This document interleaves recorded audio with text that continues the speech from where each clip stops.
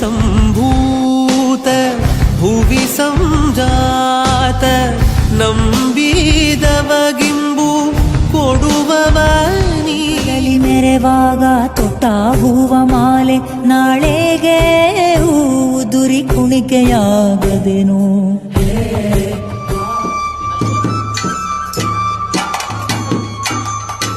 September 10ನೇ ತಾರೀಕು ಬುಧವಾರ ದಿವಸ ನಮ್ಮ ಕೊರಗಜ್ಜ ಸ್ವಾಮಿ ಕ್ಷೇತ್ರ ಬಿದ್ರೆನಲ್ಲಿ ಓಲಾ ಸೇವೆ ನಡೆಯಲಿದೆ.